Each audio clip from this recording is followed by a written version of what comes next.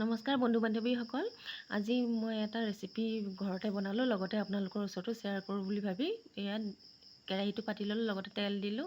তেলখিনি গৰম হৈ যোৱাত আলুখিনি দি দিলোঁ। এয়া ছাগলীৰ মাংস হয়, গতিকে এইখিনি ছাল থকা মাংস হয়, ছাগলীৰ মাংস। এইখিনিকে বনাম মই আজি। এয়া আলুখিনি ভজা প্ৰায় হৈয়ে গৈছে, লগতে উঠাই লওঁ এইখিনি আলুখিনি। ইয়াৰ পিছত মই তেজপাত, শুকান জলকীয়া, গোটা জিৰা আৰু লং ইলাচি ডালচেনিখিনি গৰম তেলখিনিতে অকণমান ভাজি ল'ম। ইয়াৰ পিছত মই 3টা পিঁয়াজ কাটি থৈ দিছোঁ, খুব ধুনীয়াকৈ মিহি মিহিকৈ এই পিঁয়াজখিনি দি দিম। পিঁয়াজখিনি ৰঙচুৱা হোৱালৈকে অকণমান ভাজি ল'ম। এইখিনি পিঁয়াজখিনি ৰঙচুৱা হৈ গ'ল। ইয়াৰ পিছতে ইয়াত বিলাহী মই 2টা কাটি থৈছিলোঁ, বিলাহী 2টা দি দিলোঁ। এইখিনি অকণমান বিলাহীখিনি অকণমান মজি যোৱালৈকে ভাজি থাকিম। লগতে নিমখ দিলোঁ, হালধি গুড়াও 1 চামুচ দি দিলোঁ, জিৰা দিলোঁ 1 চামুচ, আৰু ইয়াৰ পিছত ধনিয়া পাউডাৰ 1 চামুচ দিলোঁ। ইয়াৰ পিছত শুকান জলকীয়া গুড়ি দিলোঁ 1 চামুচ। ইয়াৰ পিছত পেষ্ট কৰি ৰখা আদা নহৰু পেষ্টটো দি দিলোঁ 1 চামুচৰ অকণমান বেছিকৈ দিলোঁ, ছাগলীৰ মাংস যিহেতু। ইয়াৰ পিছত এয়া জলকীয়া পেষ্ট বনাই থৈছিলোঁ, সেইখিনিও দিলোঁ। এইখিনি খুব ধুনীয়াকৈ এতিয়া লাৰি দিম।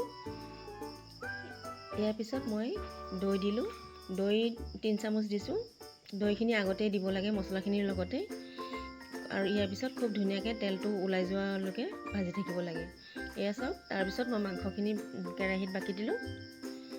এইখিনি খুব ধুনীয়াকৈ মই লাৰি কম ষ্টিমত অকণমান খুব ধুনীয়াকৈ লৰাই এইখিনি এনেকৈ অকণমান ঢাকি থৈ দিম। ঢাকি এয়া আলুকেইটা দি দিলোঁ। ইয়াৰ পিছত এইখিনি অকণমান সময় ঢাকি থ'ম, লাৰি পেলাই অকণমান ঢাকি থৈ দিম। তাৰপিছত এয়া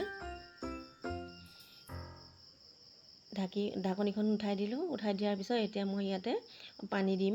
মই গৰম পানী কৰি থৈছোঁ। গৰম পানী দিলে ভাল, সোনকালে হেৰি হয়। ঠাণ্ডা পানী দিলে অকণমান উতলিবলৈ দেৰি হয়।